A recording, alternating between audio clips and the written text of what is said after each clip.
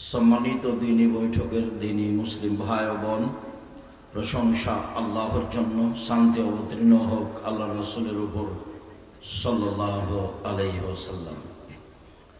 জায়গার তুলনায় মানুষ অনেক বেশি।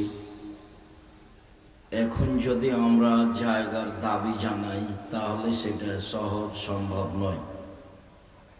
মর্মে আমরা সকল দ্বীনি ভাই বোনের নিকটে আন্তরিকভাবে অনুরোধ জানাচ্ছি যে আপনারা আমাদেরকে দেখতে পান আর না পান, রাস্তাঘাটে চলাচল না করে, দোকানপাটে বসে না থেকে, গল্প গুজব না করে গুরুত্বপূর্ণ আলোচনা শুনুন, আপনাদের জন্য ভালো হবে। আব্দুর রহিম আপনাদের সামনে অনেক গুরুত্বপূর্ণ কথা বলছিল, আর অনেকে রাস্তাঘাটে ছোটাছুটি করছেন। আমি বলি এগুলো পশু প্রাণী, তখন আপনি কষ্ট পান। তো আপনি বলেন যে এটা ভালো। আপনি রাস্তাঘাটে দোকানপাটে এখন বসে আছেন কেন? আপনার একটু লজ্জা হয় না কেন? আপনার একটু শরম হয় না কেন? আপনার একটু হায়া হয় না কেন? আমি তো আপনার জন্যই আসছি চট্টগ্রাম থেকে, তা আপনি ওখানে গল্প করছেন কেন? আব্দুর রহিমের বক্তব্য তো আমিও সাদ করে শুনি, আব্দুল্লাহর বক্তব্য তো আমিও সাদ করে শুনি। আপনার একটু ইতস্তবোধ হয় না কেন? আপনার একটু শরম বোধ হয় না কেন? আপনি কুল লজ্জায় রাস্তায় ঘাটে ঘুরে বেড়াচ্ছেন, দোকানপাটে ঘুরে বেড়াচ্ছেন। আজকেই চা খেতে হবে? এটাই কি মানুষ হত্যা? এটাই কি হিসাব? যার জন্য আসলে আমার খুব কষ্ট হয় যে মানুষ এখন ছেলে মেয়েকে কিভাবে মানুষ করতে হবে সেটা ভুলে গেছে। মানুষ ছেলে মেয়েকে মানুষ করতে হবে জাতির কল্যাণের জন্য। নিজের কল্যাণের জন্য যদি মানুষ করেন তাহলে বলবেন যে বড় ডাক্তার, তো ধোঁকাবাজ। প্রায় ডাক্তারই ধোঁকাবাজ, প্রতারক। ওই কোম্পানির ওষুধ লিখে যেই কোম্পানি তাকে টাকা দিয়েছে, আর পরীক্ষা যা আছে তার চেয়ে অনেক বেশি করেছে। তাই এর কাছে জাতি কি কল্যাণ পেল বলেন? আর যদি বলেন বড় ইঞ্জিনিয়ার, তো প্রায় চোর। তা আপনি ছেলে মেয়ে মানুষ করে কি বুঝাতে চাইলেন জাতিকে? এটা কি হিসাব আপনার? সম্মানিত দ্বীনি ভাই বোন, বলছিলাম মহান আল্লাহ বলেন, ইয়া আইয়ুহাল্লাযীনা আমানু কু আনফুসাকুম ওয়া আহলিকুম নারা। পৃথিবীর মানুষ, তোমরা তোমাদের পরিবারকে জাহান্নাম থেকে বাঁচাও। মানে পরিবারের মালিক তার ছেলে মেয়েকে, আহাল পরিবারকে জাহান্নাম থেকে বাঁচাতে পারে। এই পথঘাট বাপ মায়ের হাতে রয়েছে, যা আল্লাহ তাআলা বলেন। কিভাবে আপনি পরিবারকে জাহান্নাম থেকে বাঁচাবেন? আপনার ছেলে মেয়ে তো স্কুলে ঢুকেই বলছে সকালে উঠে, ও কালিমা তোমার আকাশ, ও কালিমা তোমার বাতাস। তো কালিমার তো আর আকাশ বাতাস নয়, বা আকাশ বাতাস তো আল্লাহর। তো আপনার ছেলে মেয়ে এখানে জাতির কি কল্যাণ করতে পারে? ও তো নিজেই মুশরিক, ওর শিক্ষক মুশরিক, ওর প্রতিষ্ঠান মুশরিক, ওর জাতি মুশরিক।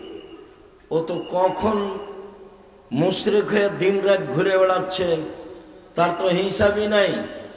সালমান রাদিয়াল্লাহু তাআলা আনহু বলেন, রাসূল সাল্লাল্লাহু আলাইহি সাল্লাম বললেন, পৃথিবীর মানুষ, আমার জাতির উপরে বড় আশঙ্কা। আমি তোমাদের উপরে আশঙ্কা করে গেলাম তিনটি বিষয়ে। এক, আইম্মাতা মুজিল্লিন, ভ্রান্ত হুজুর। হুজুর হবে ভ্রান্ত, এটা আমার আশঙ্কা, এটা আমার ভয়। তিনি অন্য জায়গায় বলেন যে হুজুরকে দেখতে লাগবে হুজুর, তার অন্তর হবে শয়তানের অন্তর। হাদিস বুখারী মুসলিম। এই কথা রাসূল সাল্লাল্লাহু আলাইহি ওয়াসাল্লাম বলেন। তিনি বলেন, আলেম ওলামা আমার সুন্নাত ছেড়ে দিয়ে অন্য সুন্নাত ধরে নিয়ে বলবে এইটাই রাসূলের সুন্নাত। আমার আদর্শ ছেড়ে দিয়ে অন্য আদর্শ গ্রহণ করে বলবে এইটাই রাসূলের আদর্শ। রাসূল সাল্লাল্লাহু আলাইহি ওয়াসাল্লাম বললেন, পৃথিবীর মানুষ মনে রেখো, আমি তিন বিষয়ে আশঙ্কা করে যাচ্ছি। তার একটি হচ্ছে ভ্রান্ত হুজুর, দুই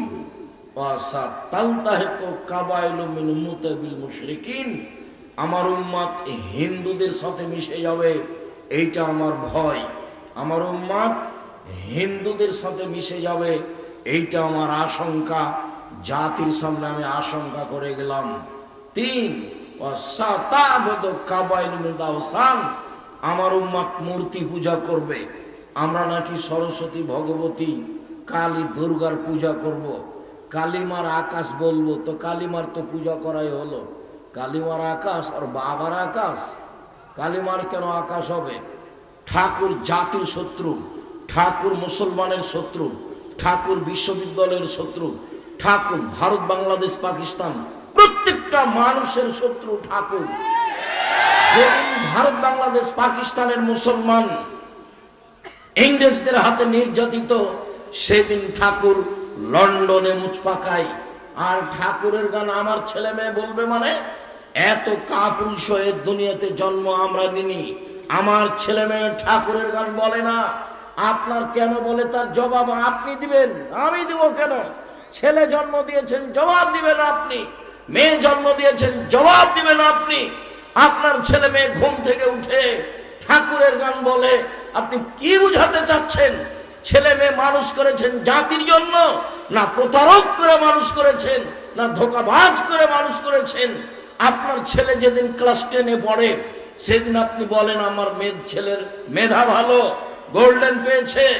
তারপর যেদিন ইন্টার পাস করলো, বিশ্ববিদ্যালয়ে ভর্তি করবেন আপনি, তাই সাবজেক্ট প্রতি শিক্ষক রেখেছেন, ভালো হলো, বিশ্ববিদ্যালয়ে ভর্তি হলো। তারপরে লন্ডন গেল, বড় ডাক্তার হলো, পিজি হাসপাতালের ডাক্তার হলো, 3 লক্ষ টাকা বেতন। ওই কোম্পানির ওষুধ লেখে, যেই কোম্পানিটাকে টাকা দিয়েছে, বলেন আপনার টাকা পয়সার অবস্থা কি? আপনি জাতির কি করতে পারেন? কি করার মতো ক্ষমতা রয়েছে? আপনার ছেলে মেয়ে মানুষ করার সিদ্ধান্তই ভুল। আপনি জাতির কল্যাণের জন্য ছেলে মেয়ে মানুষ করেন না, জাতিকে পরকালমুখী করতে হবে, এই জন্য আপনি ছেলে মেয়ে মানুষ করেন না। বা আপনার নিজেরই জানা নাই যে কিভাবে ছেলে মেয়ে মানুষ করলে জাতির জন্য হতে পারে। তাই তো আপনাকে দেখলে আমার খুব আফসোস হয়। মাঝে মধ্যে বলি, বুঝেও বুঝে না ওরা, অন্তর আছে বুঝে না, দেখেও দেখে না ওরা, চক্ষু আছে দেখে না, শুনে না ওরা, কান আছে শুনে না। উলায়েকা কাল আনাম, তারা হলো পশু প্রাণীর মতো, তারা গরু ছাগলের মতো, তারা কুকুর শ্রেণীর মতো, বালহু মাজাল, বরং তার চেয়ে খারাপ। আপনার ছেলে মেয়েকে আল্লাহ তাআলা বলছেন কুকুর শ্রেণীর মতো, পশু প্রাণীর মতো, গরু ছাগলের মতো। গরু ছাগলের মতো ছেলে মেয়ে মানুষ করে জাতির কি করতে পারেন আপনি? আপনার ছেলে বা কি করেছে? 50 বছর থেকে 100 বছর থেকে আপনার ছেলে, অতীতকে আপনি চ্যালেঞ্জ করেন, দেখেন আপনার ছেলে মেয়ে কি করেছে। ভুল হিসাব। আপনি বলেছেন যার মেধা ভালো, গোল্ডেন পেয়েছে, এগুলো আপনার বলা মাত্র। আপনার ছেলে মেয়ে জাতির জন্য মানুষ হয়নি, নিজের জন্য হয়েছে। চোর হয়েছে, ধোঁকাবাজ হয়েছে, প্রতারক হয়েছে, শুধু ধান্দাবাজ, টাকা ইনকাম করার জন্য হয়েছে। জাতির কল্যাণ আপনার জানা নেই, আপনার ছেলের জানা নাই, আপনার মেয়ের জানা নাই। কি বুঝবেন আপনি যে জাতির কল্যাণ কাকে বলে? যেহেতু ছেলে মেয়েকে কি শেখাতে হবে, কি বুঝাতে হবে, কি পড়াতে হবে, এইটুকু আপনি হিসাব করতে পারেননি। মহান আল্লাহ বলেন, ইয়া আইয়ুহাল্লাযীনা আমানু, হে বিশ্বাসীগণ, কু আনফুসাকুম ওয়া আহলিকুম নারা, তোমরা তোমাদের পরিবারকে জাহান্নাম থেকে বাঁচাও। কি করলে আমরা পরিবারকে জাহান্নাম থেকে বাঁচাতে পারি? চলেন ধারাবাহিকভাবে 2-1টি নিয়ম কানুন পেশ করি। লোকমান হাকিম তার ছেলেকে বলেন, বুনাইয়া, ও আমার আদরের ছেলে, লা তুশরিক বিল্লাহ, আল্লাহর সাথে বিন্দুমাত্র শরীক করো না। ইন্নাশ শিরকা লাযুলমুন আযীম, শিরক হচ্ছে সবচেয়ে বড় পাপ। লোকমান হাকিম তার ছেলেকে, পরিবারকে জাহান্নাম থেকে বাঁচানোর জন্য শিরক করতে নিষেধ করছে। আর বাংলাদেশের মাটিতে ক্লাস আরম্ভ হয় শিরক দিয়ে, তাহলে আপনি আপনার ছেলে মেয়েকে কি দিয়ে জাহান্নাম থেকে বাঁচাবেন? শুনুন, পাপের জগতে সবচেয়ে বড় পাপ হলো শিরক।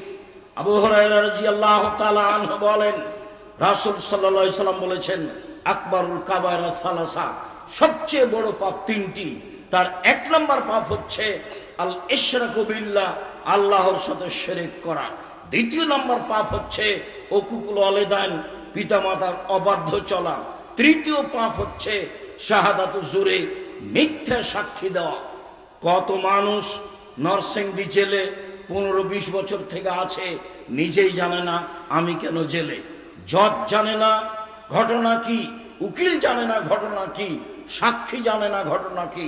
সাক্ষীকে বলেছে 50,000 টাকা দিব তোমাকে, অমুককে তুমি মেরে আসো, বাস অমুকের ব্যাপারে তুমি বিরুদ্ধে সাক্ষী দিবা। ও তখন বলছে আমি 2 চোখে তাকে মারতে দেখেছি, অথচ যার ব্যাপারে বলছে সেদিন সে নরসিংদীতে ছিল না। তাহলে সাক্ষী জানে না ঘটনা কি, উকিল জানে না ঘটনা কি, জজ জানে না ঘটনা কি, যে সাজিয়েছে সেই মাত্র জানে। সেই জাতিকে আপনি কিভাবে মানুষ করতে পারেন? বলছিলাম পৃথিবীর তৃতীয় মহাপাপ হচ্ছে মিথ্যা সাক্ষী দেওয়া। 1 নম্বর মহাপাপ হচ্ছে শিরক করা। এই জাতি শিরকে ডুবে আছে। বাংলাদেশে শিরকের বন্যা চলে, অবাক হলেও সত্য। ওর জন্মসূত্রই হচ্ছে শিরক, ওর ভিত্তি হচ্ছে শিরক, ওর চলাফেরা হচ্ছে শিরক, ওর শিক্ষা হচ্ছে শিরক, ওর খাওয়া দাওয়া হচ্ছে শিরক, তার জীবন হচ্ছে শিরক। সে জাতির কি করতে পারে? মুআয রাদিয়াল্লাহু তাআলা আনহু বলেন, রাসূল সাল্লাল্লাহু আলাইহি সাল্লাম বললেন, শোনো মুআয, লা তুশরিক বিল্লাহ ওয়া ইন কাতালতা হুররিকতা, জ্বালিয়ে দেওয়া হয় যদি, জালেম তোমাকে জুলুম করে আগুনে জ্বালিয়ে দেয়, জ্বলে যাও, শিরক করো না। মুআয শোনো, জালেম যদি তোমাকে হত্যা করে, জুলুমে নিহত হয়ে যাও, শিরক করো না। শিরক মহাপাপ, জ্বালিয়ে দিলে জ্বলে যাও, শিরক করো না। হত্যা করা হলে নিহত হও, শিরক করো না। শিরক মহাপাপ। বাংলাদেশের মাটিতে শিরকের বন্যা চলে। রাসূল সাল্লাল্লাহু আলাইহি সাল্লামকে জিজ্ঞাসা করা হলো, আইয়ুদ্দামবে আকবার, সবচেয়ে বড় পাপ কোনটি? তখন তিনি বললেন, আনতাদু আল্লাহ নিদ্দানহা কালাকাক, তোমাকে যে সৃষ্টি করেছে তার সাথে তুমি শিরক করো, এটাই হচ্ছে বড় পাপ। সম্মানিত দিনী ভাই বোন, আবু হুরায়রা রাদিয়াল্লাহু তাআলা আনহু বলেন, রাসূল সাল্লাল্লাহু আলাইহি সাল্লাম একদা বললেন, পৃথিবীর মানুষ 7টি ধ্বংসাত্মক জিনিস থেকে বেঁচে থাকো, যাতে তোমরা ধ্বংস হয়ে যাবা। তার একটা হচ্ছে শিরক বিল্লাহ, আল্লাহর সাথে শিরক করা। প্রত্যেক হাদিসে 1 নম্বর পাপ এসেছে শিরক করা। শিরক মহাপাপ। আনাস রাদিয়াল্লাহু তাআলা আনহু বলেন, রাসূল সাল্লাল্লাহু আলাইহি সাল্লাম বলেছেন, আল্লাহ তাআলা বলেন, ইয়া ইবনা আদম মা দাওয়াতানি ওয়া রাজাউতানি, তুমি আমাকে যেভাবে ডাকো আমি সেভাবে থাকি, তুমি যেভাবে বলো আমি সেভাবে শুনি, তুমি আমাকে কাছে ক্ষমা চাইলে আমি ক্ষমা করে দিই, আমি পরোয়া করি না তুমি কত বড় পাপী, আমি পরোয়া করি না তুমি কত বড় পাপী। তুমি যেভাবে ডাকো আমি সেভাবে থাকি, তুমি যেভাবে বলো আমি সেভাবে শুনি। আদম সন্তান শোনো, লাউ বালাগাত জুনুবুকা আনানাস সামায়ে, তোমার পাপ বেশি হতে হতে যদি আকাশে লেগে যায়, পাপ আর পাপ, আকাশ জমিন পরিপূর্ণ পাপ, তুমি যদি আমার কাছে ক্ষমা ভিক্ষা চাও আমি তোমাকে ক্ষমা করে দিব। আমি পরোয়া করি না তুমি কত বড় পাপী, তুমি যেভাবে ডাকো আমি সেভাবে থাকি, তুমি যেভাবে বলো আমি সেভাবে শুনি। আল্লাহ তাআলা দুনিয়াতে এভাবে বলছেন, বলেন, বিচারের মাঠে তিনি আবার আমাদের সামনে আসবেন, আমাদের সামনে এসে বিচারের মাঠে বলবেন, ইবনে আদম, আদমের ছেলে মেয়ে শোনো, তুমি যেই পরিমাণ পাপ নিয়ে উপস্থিত হয়েছ আমি আল্লাহ সেই পরিমাণ ক্ষমা নিয়ে উপস্থিত হয়েছি। তোমার যেই পরিমাণ পাপ আমার সেই পরিমাণ ক্ষমা, তোমার যেই পরিমাণ পাপ আমার সেই পরিমাণ ক্ষমা। তোমার পাপ যত আমার ক্ষমা তত, তোমার পাপ যত আমার ক্ষমা তত। যদি শিরক না হয়ে থাকে, শিরকের পাপ ক্ষমা হবে না বিচারের মাঠে। শোনো, শিরকের পাপ ব্যতীত সব পাপ আমি ক্ষমা করে দেব। তাহলে বাংলাদেশে বসবাস করে কি করবেন? কি করলেন আপনি? আপনিই বা কি করলেন? ছেলে মেয়ে বা কি করে? লোকমান হাকিম বলছেন, আব্বু শিরক করবা না জীবনে। এরপরে তিনি বলেন, ইয়া বুনাইয়া আকিমিস সালাহ, আব্বু তুমি সালাত আদায় করো। পরিবারকে বাঁচাতে গিয়ে লোকমান হাকিম তার ছেলেকে বলছেন, আব্বু তুমি সালাত আদায় করো। মানুষের জীবনে সবচেয়ে জরুরি কাজ সালাত আদায় করা। রাসূল সাল্লাল্লাহু আলাইহি সাল্লাম বলেন, মৌরু আওলাদাকুম বিসসালাত ওয়াহুম আবনাউ সাব'i সিনিনা, তোমরা তোমাদের ছেলে মেয়েকে সালাত আদায় করতে বলো যখন তার বয়স 7 বছর। ওয়াদরিবুহুম আলাইহা ওয়াহুম আবনাউ 10 সিনিনা, তুমি তাকে পিটিয়ে সালাত আদায় করাও যখন তার বয়স 10 বছর। বাপ বেঁচে আছে, ছেলে মেয়ের বয়স 10 বছর সালাত আদায় করে না, তখনও সে বাপ। এটা ভুল কথা। কাপুরুষকে বাপ বলে কি হবে? সে তো বাপের দায়িত্ব পালন করে না, রাসূল সাল্লাল্লাহু আলাইহি সাল্লামের আদেশ মানে না। জাহান্নাম থেকে পরিবারকে বাঁচাতে হলে সালাতের বিষয়টি বলতেই হবে। সালাত এমন একটি ইবাদত যার উপরে নির্ভর করে অন্যান্য ইবাদত। সালাত এমন একটি ইবাদত। এই ছেলে বসো। যারা আপনারা রাস্তায় ঘোরাঘুরি করছেন, একটু ইতস্তবোধ করেন, লজ্জাবোধ করেন, রাস্তায় হাঁটছেন কেন? ওই যে মহিলার মতো হ্যাঁ হ্যাঁ করে এসেছে, আবার হ্যাঁ করে চলে যাচ্ছে। জবাব আমি দিব? ওর বাপ দিবে? ওর মা দিবে? জবাব আমি দিব কেন? ওই মহিলাকে ওর বাপে পিটাবে। আল্লাহর নবী বলছেন পিটাতে। আবু বকর সিদ্দিক রাদিয়াল্লাহু আনহু পিটিয়ে জাতিকে দেখিয়ে গেলেন, মেয়ে কোনোদিন বাপের কাছে বড় হয় না। মেয়ে কোনোদিন বাপের কাছে বড় হয় না। বাপই তাকে কন্ট্রোল করবে। রাস্তায় ঘুরে বেড়াচ্ছে কেন? জবাব আমি দিব। দোকানের সামনে আপনার মেয়ে দাঁড়িয়ে আছে, আমি জবাব দিব কেন? জন্ম দিয়েছেন আপনি, জবাব দিবেন আপনি। প্রস্তুত থাকেন। তাহাজ্জুদ পড়ে জান্নাত কেনা সহজ নয়। ছেলে মেয়ের জবাব দিতে হবে, কঠোরভাবে জবাব দিতে হবে। এর জন্য আপনি প্রস্তুত থাকুন। একাধিক হাদিস রাসূল সাল্লাল্লাহু আলাইহি সাল্লাম বলছেন, লা তারফা আসাকা আদাবান মিন আহলিক, পরিবারের উপর থেকে শিষ্টাচারের লাঠি উঠিয়ে দিয়ে নেওয়া, প্রয়োজনে পিটিয়ে পরিবারকে শিষ্টাচার শেখাতে হবে। রাসূল সাল্লাল্লাহু আলাইহি সাল্লাম বলছেন, আল্লাহ আসাকা আলা বাপ, তোমার দরজায় লাঠিটা ঝুলিয়ে রাখো। লাঠি প্রমাণ করে ছেলে মেয়েকে কন্ট্রোল করতে হবে। রাসূল সাল্লাল্লাহু আলাইহি সাল্লাম বলেন, লাঠি দিয়ে পরিবারকে কন্ট্রোল করতে হবে। সম্মানিত দিনী ভাই বোন, বুখারী মুসলিমের একটা হাদিস মধ্যখানে বলে আপনার জন্য আমি সামনের দিকে আগিয়ে যাই। জরুরি, বাপই পরিবারকে কন্ট্রোল করবে। 7 ছেলের মা হয়ে গেল, মেয়ে কোনোদিন বাপের কাছে বড় হয় না, ওকে বাপই পিটাতে পারে। আয়েশা রাদিয়াল্লাহু তাআলা আনহা বলেন, একদা আমরা সফর থেকে আসছিলাম, হঠাৎ করে আমার গলার হার হারিয়ে গেল, খুঁজে পায় না। আমরা সেখান থেকে যেতেও পারি না, পানি নেই, ওযু করতে পারি না, সালাত আদায় করতে পারি না। জনগণ আটকা পড়ে গেল, বড় বিপদে পড়ল। জনগণ আমার আব্বাকে গিয়ে বলল, আপনি জানেন আপনার মেয়ে কি ঘটিয়েছে? আবু বকর সিদ্দিক রাদিয়াল্লাহু তাআলা বলেন, কি হয়েছে? আরে আপনার মেয়ে তো গলার হার হারিয়েছে, খুঁজে পাওয়া যায় না, যেতেও পারি না, এখানে পানিও নেই, ওযুও করতে পারি না, সালাত আদায় করতে পারি না। আয়েশা রাদিয়াল্লাহু তাআলা আনহা বলেন, আবু বকর সিদ্দিক আমার নিকটে আসলেন, ওয়াল্লাকা জানি লাকসাতান শাদীদা, আমার কোমরের উপরে খুব জোরে মারলেন, এত জোরে মারলেন। ওই সময় আমার স্বামী আমার উরু রানের উপরে মাথা দিয়ে ঘুমিয়েছিলেন। তিনি যদি আমার উরু রানের উপরে মাথা দিয়ে না ঘুমাতেন, তাহলে আবু বকর সিদ্দিকের মায়ের কারণে আমি দূরে সরে যেতাম। তিনি এত জোরে মারলেন। 1 মিনিট, এই কথাটা স্পষ্ট করার পূর্বে একটু কথা বলি। সম্মানিত দিনী ভাই বোন, এটা সৌদি আরব, যার কারণে এটা সহজ। আমাদের দেশে যদি দেখে শ্বশুর যে জামাই মেয়ের উরু রানের উপরে মাথা দিয়ে ঘুমিয়ে আছে, তাহলে শ্বশুর ওইদিকে গিয়ে পাল্টা এভাবে ঘুরবে, এইভাবে ঘুরবে। সেটা তো তিনি করলেন না, এই অবস্থায় তিনি মেরে দিলেন। পৃথিবীর সবচেয়ে বড় মানুষে মারলেন।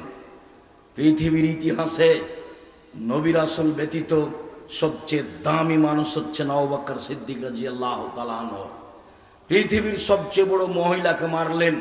পৃথিবীর ইতিহাসে সবচেয়ে বড় মানুষ হচ্ছেন মহিলা হিসাবে আয়েশা রাদিয়াল্লাহু তাআলা আনহা। পৃথিবীর সবচেয়ে বড় মানুষের সামনে মারলেন। মুহাম্মদ সাল্লাল্লাহু আলাইহি সাল্লাম নবী রাসূল নির্বিশেষে সবার চেয়ে দামি মানুষ মুহাম্মদ সাল্লাল্লাহু আলাইহি সাল্লাম। সবচেয়ে বড় মানুষে মারলেন। আবু বকর সিদ্দিক রাদিয়াল্লাহু তাআলা আনহু মারলেন। সবচেয়ে বড় মহিলাকে মারলেন, আয়েশা রাদিয়াল্লাহু তাআলা আনহাকে মারলেন। সবচেয়ে বড় মানুষের সামনে মারলেন, মুহাম্মদ সাল্লাল্লাহু আলাইহি সাল্লামের সামনে মারলেন, জামাইয়ের সামনে মারলেন, বিবাহদারী মেয়েকে মারলেন, পূর্ণ যুবতী মেয়েকে মারলেন, হাত দিয়ে মারলেন, খোলা মাঠে মারলেন, 1400 মানুষের সামনে মারলেন।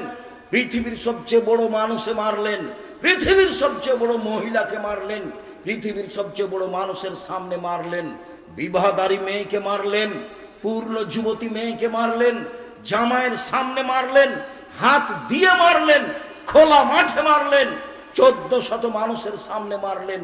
এত বড় বাপে এত বড় বেটিকে এত বড় মানুষের সামনে মেরে দিলেন। ভুল, কোথায় হারটা হারিয়ে গেছে খেয়াল করেননি, সেই জন্য মেরে দিলেন। আর আপনার মেয়ে ঢং ঢং করে রাস্তায় হাঁটছে আর দোকানপাটে বসে থাকছে আর জিনিস কিনছে, এইটা আপনি সহ্য করেন কিভাবে? আপনি তাকে একটা ধমকও দিতে পারেন না, আপনি আবার বাপ। ছি, ঠু। কে বলেছে আপনি বাপ?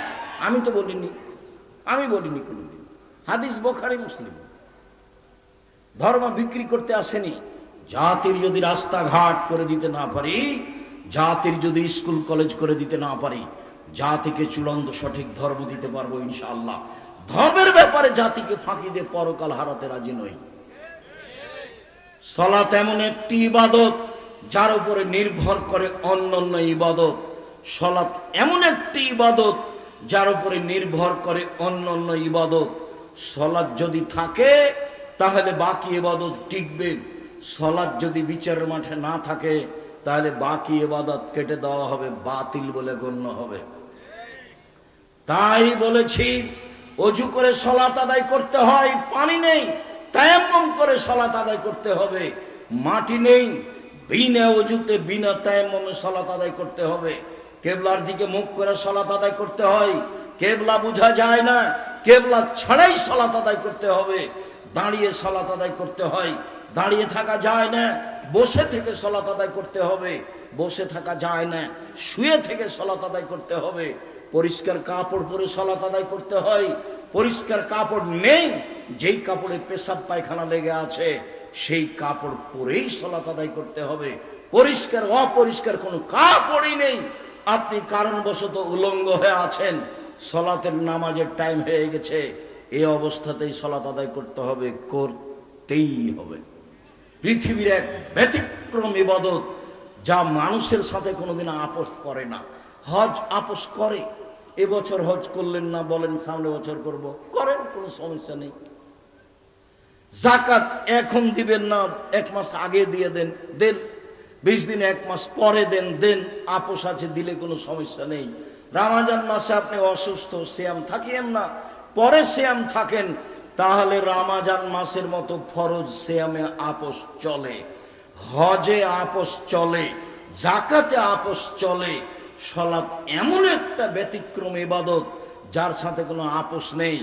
গাড়িতে উঠে আছেন, ঠেল মানে না, শিকল ধরে আছেন, নামাজের টাইম পার হয়ে যাচ্ছে, এই দাঁড়ানো অবস্থায় শিকল ধরেই সালাত আদায় করতে হবে, করতেই হবে। যুদ্ধের সময় সাহাবীগণ সালাত আদায় করছেন, যেইভাবে দৌড়াচ্ছেন, টাইম হয়েছে ওইভাবেই সালাত আদায় করছেন। আব্বু সালাত আদায় করো। মানুষের জীবনে দ্বিতীয় জরুরি কাজ সালাত আদায় করা।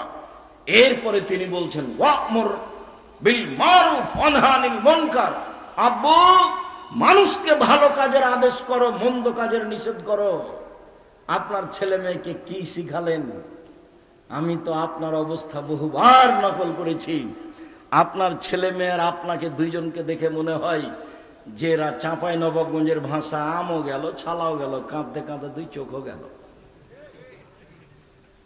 আপনাদের বাপ বেটার অবস্থা দেখে আমাকে মনে হয় ওই যে আগে পড়েছিলেন, মাঝি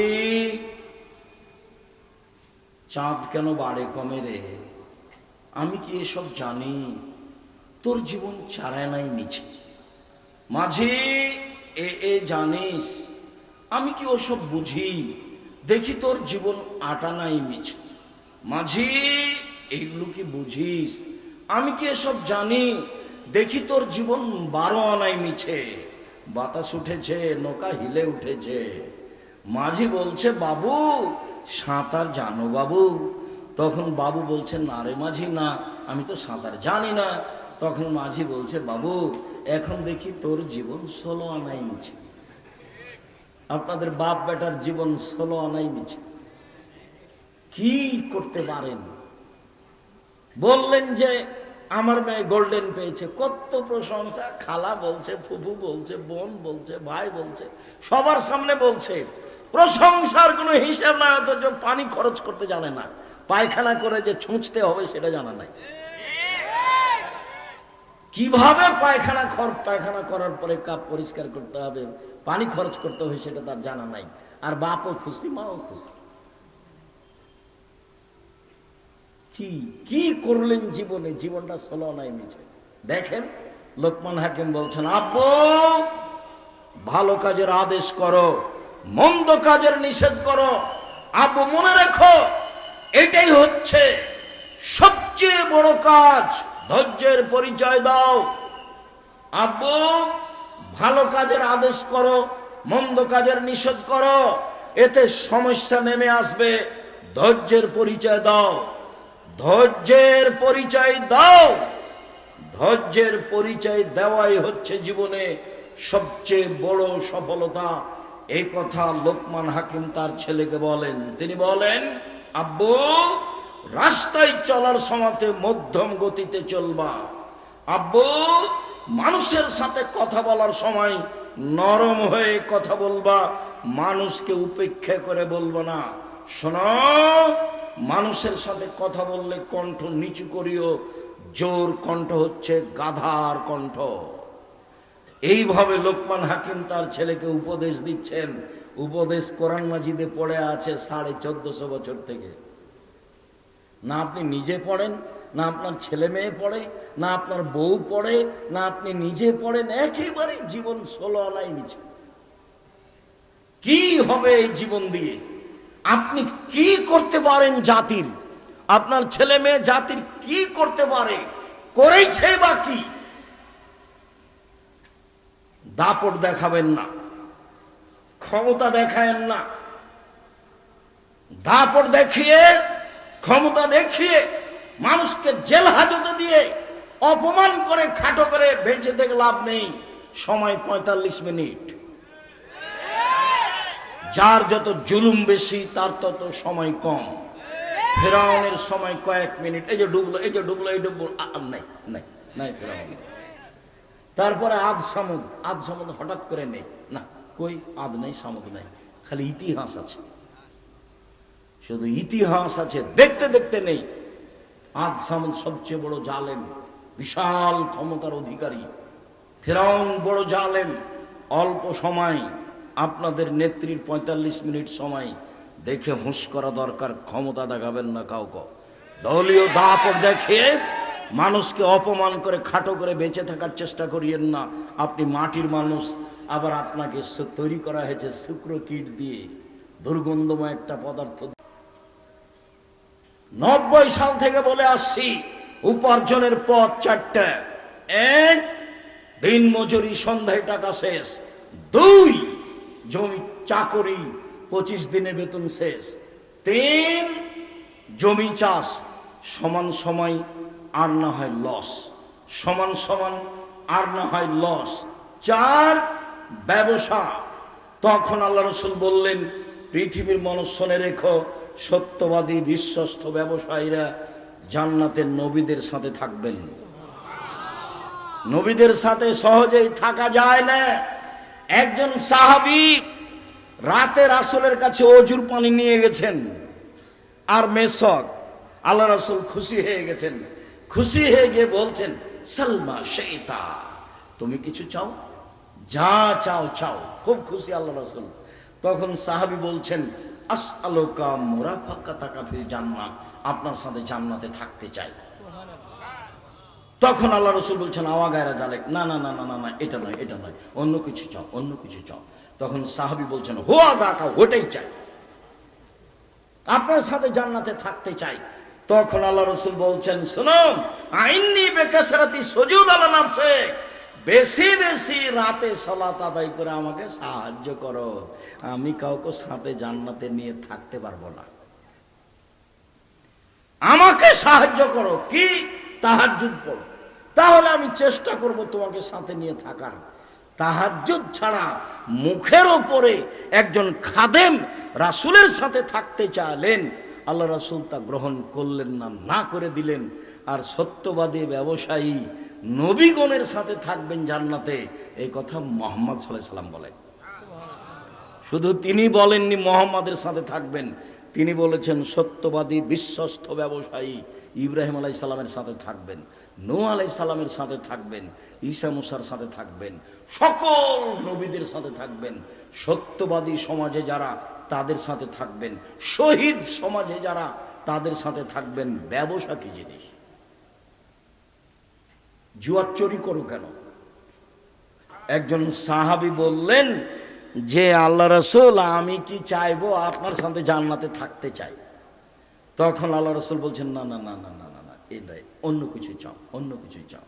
আর এখন বলছেন যে পিতা, ওই পিতা আর আমি জান্নাতে একসাথে থাকবো, যেই পিতা মেয়েদেরকে 4টা জিনিস শিখায়। 1 বিদ্যা, 2 শিষ্টাচার, 3 বিবাহ শাদী, 4 ভালো চাল চলন। 2টা মেয়ে যদি এইভাবে কেউ লালন পালন করে, আমি মুহাম্মদ সাল্লাল্লাহু আলাইহি সাল্লাম সে একসাথে জান্নাতে এভাবে থাকবো। এ তো কঠিন কথা। আর যখন বললেন কে যদি এতিমের লালন পালন করে, সেই ব্যক্তি আর আমি জান্নাতে এভাবে থাকবো, তো আঙ্গুলে এভাবে ফাঁকা করলেন।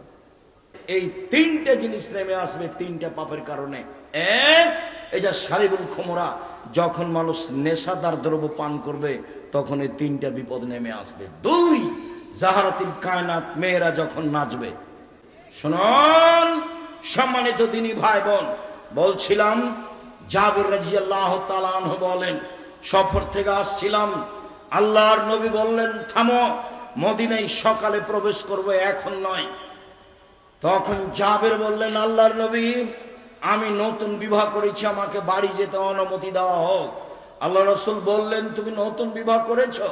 কুমারী মেয়ে বিবাহ করেছো না তালাক প্রাপ্ত মেয়ে বিবাহ করেছো? আমি কুমারী মেয়ে বিবাহ করিনি, তালাক প্রাপ্ত মেয়ে বিবাহ করেছি। আল্লাহর নবী, আমি বেশি বয়সের মেয়ে বিবাহ করেছি 4টা কারণে। আমার আব্বা উহুদের যুদ্ধে শহীদ হয়েছেন, 9 জন মেয়ে রেখে। আমার 9 জন বোন আছে। আল্লাহর নবী, আমার আব্বা উহুদের যুদ্ধে শহীদ হয়েছেন, 9 জন মেয়ে রেখে আমার 9 জন বোন রয়েছে। আকরাহনা তাযাওয়াজা মিসলাহুন্না, তাদের সমবয়সের মেয়েকে বিবাহ করা আমি পছন্দ করিনি 4টা কারণে। তাদের সমবয়সের মেয়েকে আমি বিবাহ করা পছন্দ করিনি 4টা কারণে। 1, লিতুআল্লিমাহুন্না, আমার স্ত্রী যেন আমার বোনদেরকে বিদ্যা শিখাতে পারে। 1, আমার স্ত্রী যেন আমার বোনদেরকে বিদ্যা শিখাতে পারে। 2, বলে তুআদ্দিবাহুন্না, আমার স্ত্রী যেন আমার বোনদেরকে শিষ্টাচার শিখাতে পারে। কম বয়সের মেয়ে হলে শিষ্টাচার শিখাতে পারতো না, আমি বেশি বয়সের মেয়ে বিবাহ করেছি যাতে করে আমার বোনদেরকে শিষ্টাচার শিখাতে পারে। 3, ওরে তুরাজ্জালাহুন্না, যাতে করে আমার স্ত্রী আমার বোনদেরকে পরিপাটি করে সাজগোজ করে রাখতে পারে। 4, বলে তাকুমা আলাইহিন্না, যাতে করে আমার স্ত্রী আমার বোনদেরকে পাহারা দিতে পারে। মা মানে 1, বিদ্যা শিখাবে, 2, শিষ্টাচার শিখাবে, 3, পরিপাটি করে রাখবে, 4, পাহারা দিবে।